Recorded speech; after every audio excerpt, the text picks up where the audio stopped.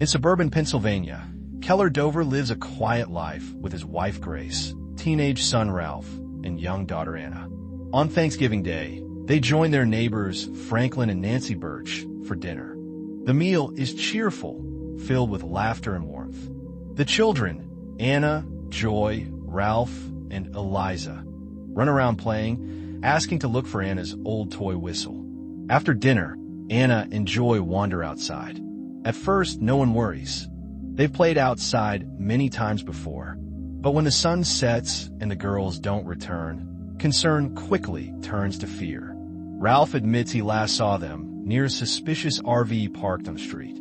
That vehicle is now gone. The police are called, and Detective Loki takes the case. Loki is known for his sharp mind and determination, with a flawless record of solving crimes. That same night, he locates the RV at a gas station.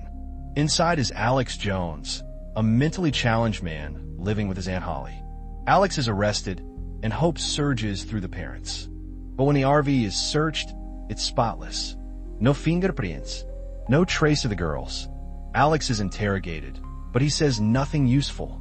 With no evidence, he is released. Keller Dover is outraged. Outside the police station, Alex mutters something strange. They only cried when I left them. To Keller, this is proof.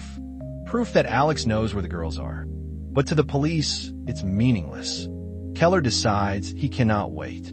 He cannot rely on the system. And in that moment, his faith as a father pushes him down a dark path. Keller abducts Alex in broad daylight. With Franklin's reluctant help, he drags Alex to an abandoned apartment building he owns. Inside a locked bathroom, Alex is chained, beaten, and interrogated. When Alex refuses to speak, Keller escalates, cutting off his food, leaving him in the dark, even scalding him with near-boiling showers.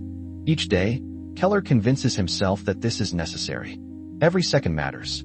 Anna's life depends on breaking Alex. Franklin is horrified. He sees Alex's bruises, his broken state, and begins to doubt Keller. But guilt eats at him. What if Keller is right? What if Alex is the only way to save their daughters? Meanwhile, Detective Loki searches tirelessly. His investigation leads him to a local priest who hides a corpse in his basement. The dead man had confessed to abducting children years ago, but the trail goes cold. Loki then investigates a strange man obsessed with mazes. His house is filled with drawings, children's clothing, and boxes of snakes. It looks incriminating, but tests show no link to Anna or Joy. Another dead end. Back at home, Grace spirals into depression. Sedated by medication, she pleads with Keller to keep faith. But Keller is consumed by rage. In his eyes, God is silent. Only his hands can bring Anna back. Alex remains mostly silent in captivity. Only one phrase escapes his lips. They didn't cry until I left them. Keller grows convinced he is guilty. But his silence could also mean he is simply lost or broken. Loki continues chasing threads, desperate for a break. He checks on Holly Jones, Alex's aunt. She appears harmless, a lonely, older woman living quietly. Nothing about her seems suspicious. And then, a miracle. Joy Birch is found. Barely alive, she stumbles into the street, drugged and terrified. At the hospital, Loki tries to comfort her. In a fragile whisper, Joy reveals the truth. Anna was there too. Keller realizes at once where there is. Holly's house. He races to Holly's home, desperate to save Anna. But Holly is ready. With a gun in hand, she forces Keller into her backyard. There, she reveals the truth. For years, she and her late husband abducted children. Their motive wasn't ransom or revenge against families. It was a twisted war against God. After losing their own son, they decided to make others suffer, to rob parents of their children, the way they had been robbed. Alex was their first victim, stolen as a child and raised by them. He never knew how to escape.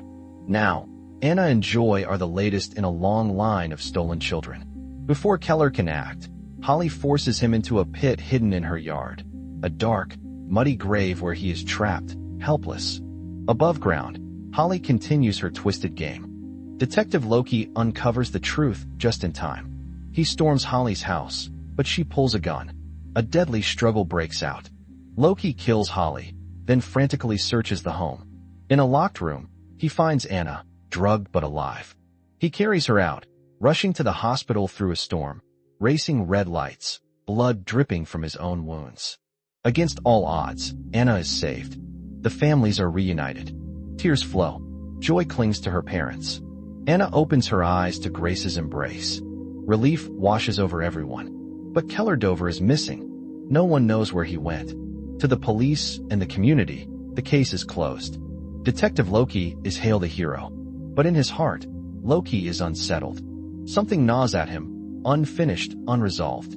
Days later, while forensic crews work at Holly's home, Loki lingers outside in the snow. The night is quiet, the air biting cold. And then he hears it. A faint sound. A whistle. Keller's whistle. Muffled. Faint. Buried beneath the ground. Loki freezes, straining his ears. The sound flickers, almost lost in the wind. The movie leaves us with haunting silence. Is Loki certain of what he heard? Will he dig? Or will Keller remain trapped in the pit of his own obsession?